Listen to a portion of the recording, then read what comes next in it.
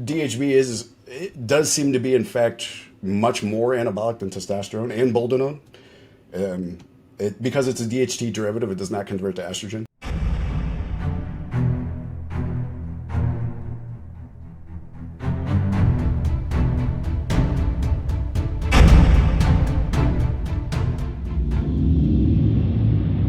Modern biochemistry on steroids with Ryan Root. Today we're talking about DHB, dihydroboldenone. Ryan, you're back in the house, brother. You're the biochemist. I want to hear about this, your perspective. Let's break it down structurally. Let's talk about the history of this drug. Okay. Yeah. So DHB, or dihydroboldenone, also known as 1-testosterone. This was it was labeled as a pro-hormone, kind of a manipulative marketing strategy done by supplement companies. They got around the 1990 Steroid Control Act by labeling this a pro-hormone instead of an actual androgenic compound. It's definitively anabolic and androgenic. It's not a pro-hormone. So yeah, it's in the 2004, it was entered into the 2004 Anabolic Steroid Control Act. So now it is illegal, or a Schedule 3 controlled substance. Let's talk about anything more about the history of where you could find. I know you were telling me that you tried to find out, like where it really came from. Like, we look back at all the classic steroids like Dynabol. We have a specific author. We have like the companies back in the 50s. Can you find anything on this, like where it came from the industrial aspect? That's a great question. And the answer is no. There isn't a lot of information on the history of this substance. I can't find a person who first synthesized it. I couldn't find an exact date. There has been no known clinical uses. It was simply marketed as a pro-hormone. And we know that 2005. Right, and you and I, this is what? This is October 2023. We know that it's out there in the streets in the last couple. I know Greg Doucette did a video 2019, everyone, but it's been out there, but it's out there more and more. And I've never done a video on it, so I have the opportunity to have this, this person in my life that's really an expert in understanding anabolic steroids from the biochemical standpoint. So let's go back. We got the history, which is minimal as far as how it kind of entered this world. Yeah. Not structurally or industrially like Dynabol or Anavar. We have this very long history. Talk about, this is the cool stuff for these guys, and you're the guy to answer it. Chemical structure. Let's go into that. Yeah. So the chemical structure is very interesting. So. It's called dihydroboldenone, DHB, which is, so it's a 5-alpha reductase version of boldenone, right? So it's the 5-alpha reductase version. So similar to DHT, testosterone 5-alpha reductase into testosterone 5-alpha reduces into DHT. But DHT has more of a kinetic physiology, kinetic binding affinity to the androgen receptor than testosterone. However, in muscle cells, there isn't a lot of 5-alpha reductase enzymes, and there's also an enzyme that deactivates DHT in muscle cells, right? However, this enzyme does not deactivate DHB. So DHB is allowed, and the rest of the DHT derivatives, such as primobolan, oxandrolone, that none of them are deactivated by this enzyme that deactivates DHT in the muscle cells. So that's why they're allowed to have their anabolic physiology in the muscle. So that's why a lot of these DHT derivatives are very potent. Dihydroboldenone being one of them. So when we look at the chemical structure, very interestingly enough, it's very similar to boldenone. It's just missing one double bond. And missing this double bond adds 2 hydrogens to the first ring of the anabolic compound structure. So therefore, that's why it's dihydro, right? 2 hydrogens. It's got 2 added hydrogens, dihydroboldenone. So interestingly enough, boldenone is very similar to methandrostenolone or D-bol, right? The only difference between boldenone and methandrostenolone is the 7C, C17 alkylation. Most orals are C17 alkylated, which allows it to survive digestion and prevents it from being filtered out by the kidneys. So it gets into the bloodstream through that C17. Right, liver, Yes, sorry. liver. That's okay. That's okay. So yeah, so the C17 alkylation allows it to get into the bloodstream, right? And Right. so that's the only difference between boldenone and D-bol. And as we know, there's a big difference between the physiologic effect of boldenone and D-bol, and as it turns out, DHB is different than all of them as well. So we have three very minor differences in these compounds, and each compound is substantially different in its effect, anabolic effect on humans. But it's not testosterone derived, is it? No, so this is a DHT. DHB, because it's a 5-alpha reduced version of boldenone, is a DHT derivative. Wow.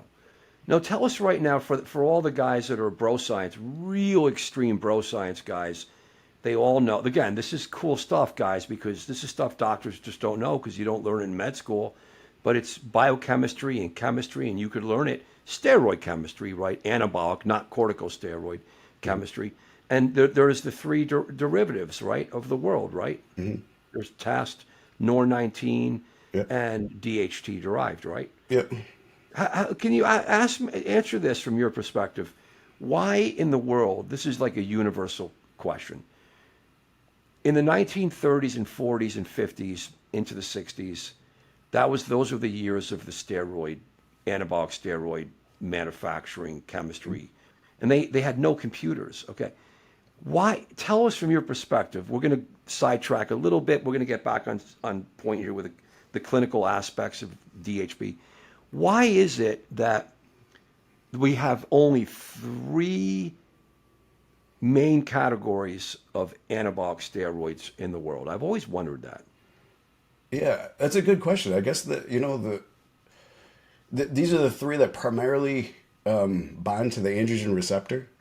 Now, is there another class that could develop that could also bind to the androgen receptor? And I guess that's a possibility, and maybe that's the future. Some of the future of steroids, like maybe there isn't. Right. Maybe there This is is why we're another, doing. another branch chain. But yeah, I haven't really explored deep into that, but that is interesting. So you think, like you said, and we're going to get into the receptor side here. So let's go into the clinical, and that's another whole podcast for us. Yeah. Why do we have the three classes of And maybe anabolic maybe steroids? SARMs fall into that, right? Because selective androgen receptors, like so, SARMs are like they selectively are agonist ligands to the muscle receptors, right? But they're non-steroidal. Yeah, right. We don't. I don't. I mean, Yeah, this is why. So you got the guys. This we're doing this for the. So yeah. we're two brains. Mhm. I'm a clinical medical brain. You're a biochemical brain, and we're both into the world of steroids. So it's Yeah. like it's cool for I want. This is not scripted, guy. This Yeah. is not scripted. So Yeah. all right, That's this a is great cool, question. guys. Let's keep moving. Clinical uses currently today. Let's go. In the history, there's no known clinical uses of DHB, right? It was synthesized, and I can't find the exact date, but it was only used as a pro-hormone until it became illegal. Now it's just used as a PED, right? So there isn't a lot of information on this. Now there was one study conducted, and only one study, official study that was conducted, and it was conducted on mice. Now the study is very interesting. It found some interesting things. It did find that in this study, mice were orchiotomized, which means that they were essentially castrated, right? And so we had a control group of mice with intact testicles, castrated mice. Some were given testosterone propionate. Some were given DHB with no ester. Typically, DHB has the cypionate ester on it, but they were given it with no ester, which means that it's really fast acting, right? And then some were given like a control compound that did nothing, right? So in this study, it was found they measured the effect of these compounds on the levator NE muscle, which is in my opinion, not a good muscle because it's not very active muscle, right? And That's a leg muscle. It's like the leg foot muscle or something. here it's like in your I don't know, like in your groin area. Oh, But okay. it's not utilized. It's not like a muscle that we utilize, often. So I think it's a bad muscle to use in the first thing. But anyway, so what was found is that testosterone was less anabolic, or there was less growth in the DHB. So let me go back and say what each of these mice were given. They were given 1 milligram per kilogram of body weight per day of. Some were given the testosterone propionate, some were the DHB with no ester, some the control.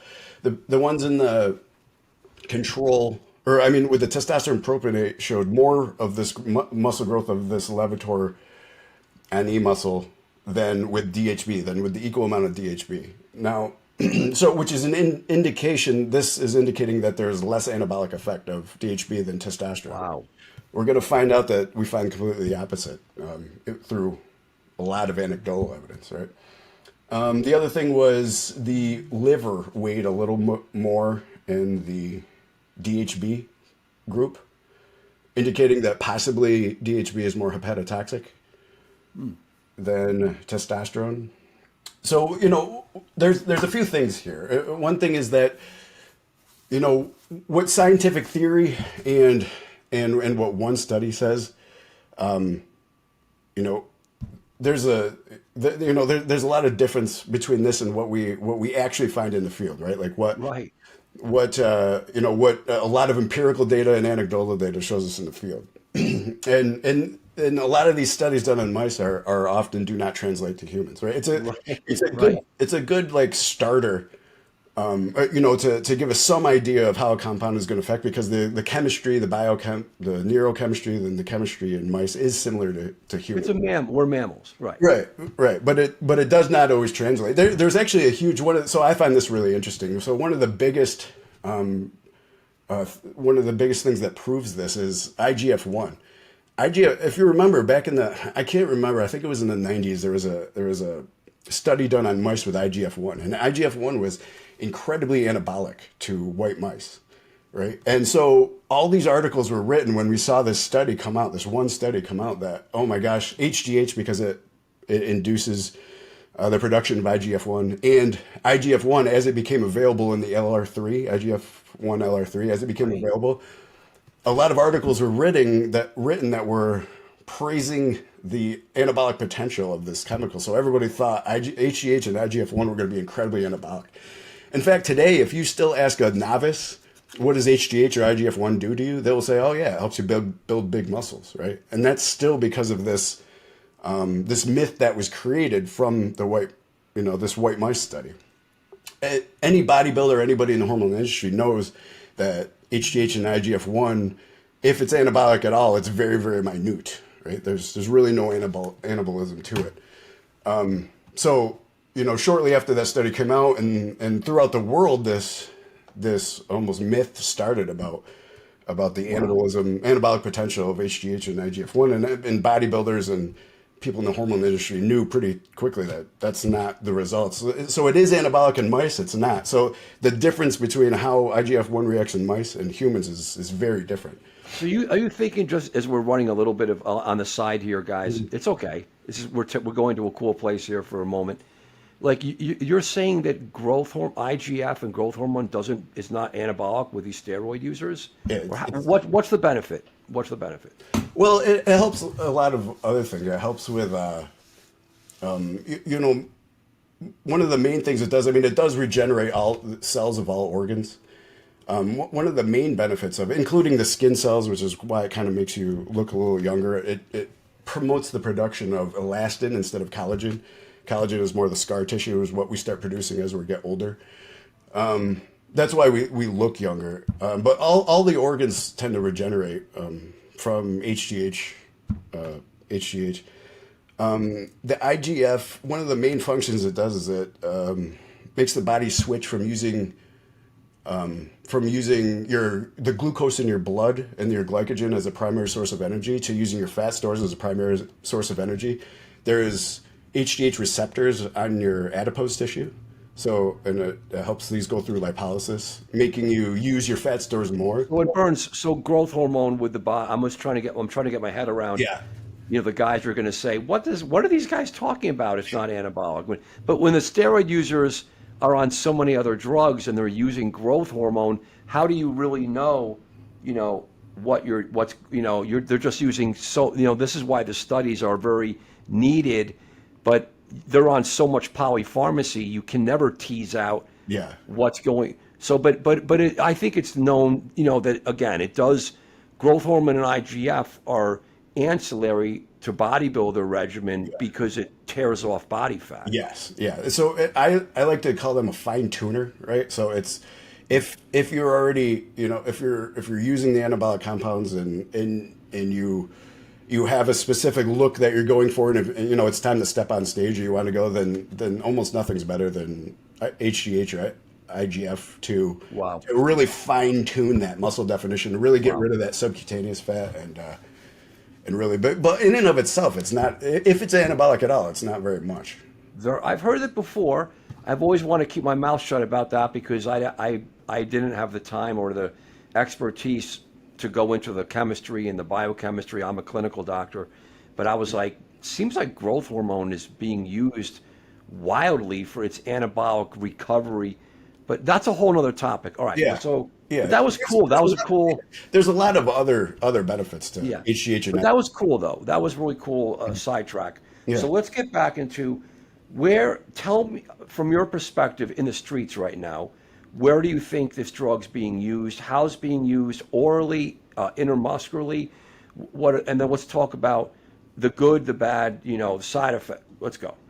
So again, the scientific theories and studies are not necessarily indicative of what we're actually going to see in the field, right? So that's why all this empirical and anecdotal data is actually more important than what one study says or what a scientific says. I agree. So what are we seeing in the field? So we're seeing that DHB does seem to be in fact much more anabolic than testosterone and boldenone.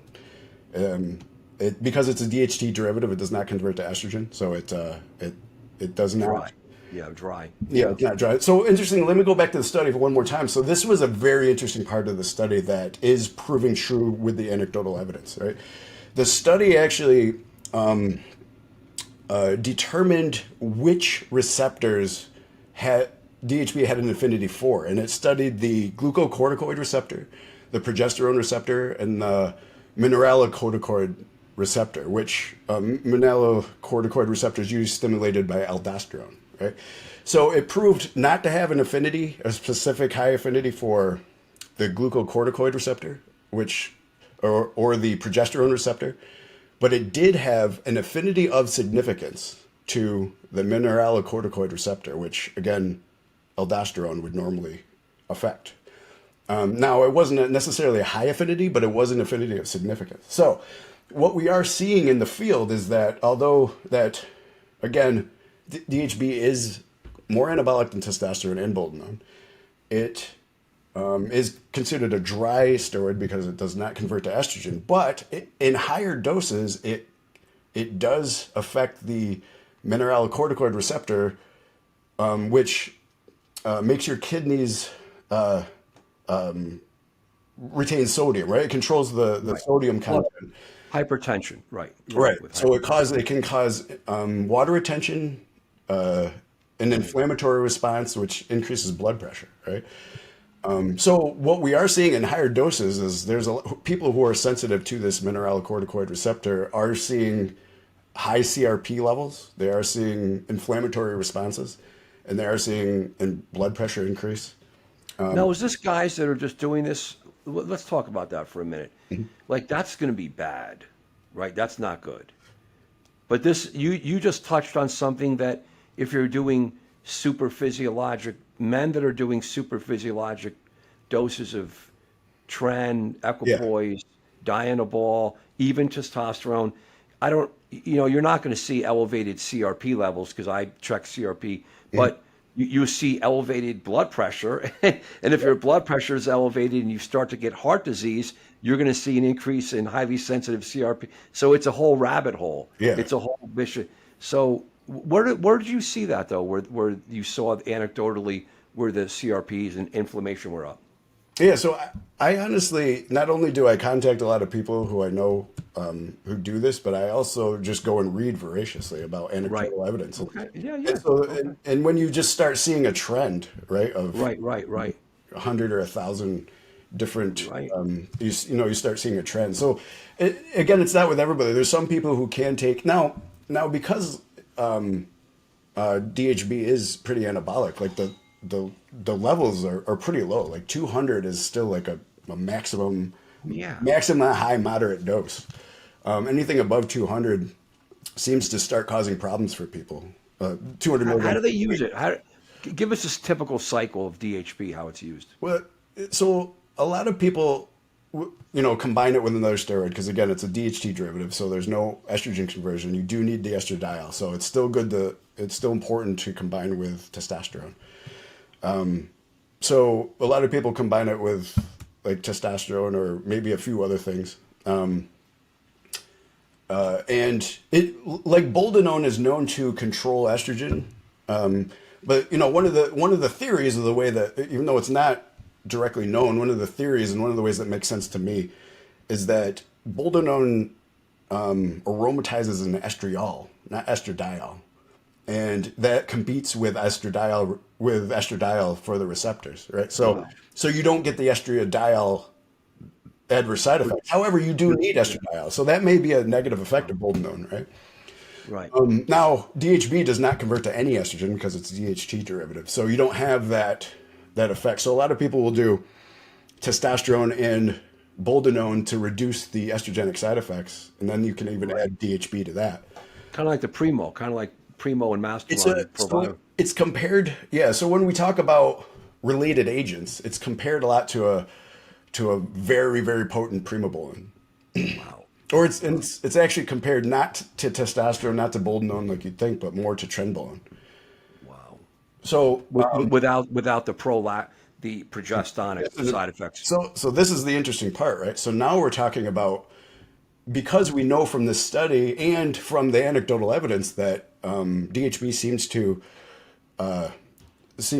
be an agonist to the mineralocorticoid receptor, not progesterone. Trenbolone is very progestinic. It does it does bond to the progesterone receptor. So people who are sensitive to progesterone can have side effects from that. So people who are very sensitive to the progestin effects of trenbolone may find that DHB is a better alternative for them Wow. Wow. than trenbolone. So it kind of comes down to, yeah, which works better for you, for each individual. And the receptors. Tell me about your receptor theory. Oh, about the future of steroids? Yeah, I mean, like Yeah, we'll just wrap up with that because I want to keep. We got so much more to do together, but this is yeah, want to keep it kind of concise and yeah. beautiful packet. Okay. So, going back into the related compounds, so more people say that DHB is more related to trenbolone and the anabolic effects. They say it does not seem to have for everybody the thermogenic effects that trenbolone has. So the night sweats aren't as bad, although people do say that they can have them. It doesn't cause quite the insomnia again, but this is all individualized. So some people do notice these effects. Some people do have some of the mental side effects that trenbolone can cause. A lot of people say they don't. It's not quite as pronounced. Again, if trenbolone doesn't work for you, maybe How about DHT. sex? How about the sex? Trend is like crazy sex and all this For trend some dick, people, right? right? So that's the interesting part, and that will kind of take us into what I think about all these different receptors, right? Some people, the progestinic side effect, they need progesterone for libido, so the progestinic side effects actually give them more of a libido, and for some people it does the opposite, right? The Right. norr-19s can also cause erectile dysfunction and lack of libido, and Right. and, and it's my thought that a lot of that is caused by, are you sensitive to the progesterone receptor or are you not? So it's kind of like Right. a progestinic nature. So Wow. Wow. so taking this even deeper, the future of steroids, like I can see, us starting to put all these steroids into a group. Which receptors Right. does each steroid is an agonist for, right? Right. And that way people can start labeling themselves as, well, I'm sensitive to progesterone, or I'm not sensitive to progesterone. I'm Right. really sensitive to the estrogenic side effects. I'm Right. sensitive to cortisol or glucocorticoid receptors or the aldosterone. Some people can take a really high dose of DHB and have no CRP and no inflammatory response. Right. Some people get a very high inflammatory response after like anything higher than 200 milligrams per week. So it just depends on what you specifically what you have a predisposition to be sensitive towards. So if we start putting all these steroids into which receptors they stimulate, then we start putting ourselves in the categories of, I'm sensitive to one receptor over the other, or Right. one of these columns over the other, then we can start understanding which steroids will work for us, right?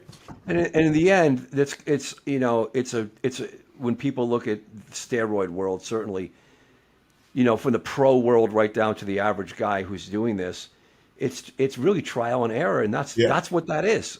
Yeah, yeah, that's exactly right. And I think, like, the way we do things now, right, is that we really only check, the total androgen level, right? Maybe the free testosterone and sometimes the SHBG. When, as you know, there's probably 1,000 factors that Right. define how we're going to react to a specific androgen or a specific hormone or a specific protocol, and there's 1,000 factors that we don't even know about, right? So one Right. thing we're not considering is the receptor side of this. We only consider, okay, how much of this is in your blood? What's our dose?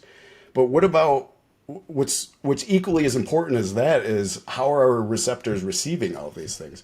The affinity to each type of receptor, from glucocorticoid to mineralocorticoid to progesterone to estrogen, right? Like, how are This is receptors receiving all of these? So paying that's going attention to be the future. to that side of Yeah. it, I think, could lead to a better understanding of how each individual will respond to different steroids. And that's if we could really reopen up the anabolic steroid industry again, it would be done with that, with understanding all the anecdotal information for the last 50 years more, and then saying, yeah, we have receptors. Here's the basic chemistries. You could analyze someone to see, what their DNA is and how they Yeah, receptors may fall into, and then you could build a steroid, kit. that's it. Just this is, guys, I'm not doing this right now. I'm not doing this. Yeah, So it's like, but this is the future, and it's just micro tuning based on fingerprints. yes, For your brain. We know with psychiatric drugs, we do have studies that they do DNA studies, and they'll show you, and this is actually old news, that you can pick a better class of antidepressants to start with based on your DNA. yeah, And why wouldn't you just do the same thing for receptor relationships and yeah, clinical outcomes with anabolic steroids? So Brian, Ryan, you're gonna get us there, brother, and we're doing it. So thank you so much for this super cool breakdown of dihydroboldenone and talking about modern biochemistry on steroids. We'll definitely have you back, because this is such a cool show and topic to run into, and we have unlimited topics. So, guys, give us some ideas of maybe in the comments here. First of all, please, guys, give us all your anecdotes, further our understanding, and this for men in the world to understand. They come here for education and really true openness, and being ethical, to not put men down and to bash someone and to be discriminatory. You guys, if you're young, you don't do steroids because you're going to shut yourself down.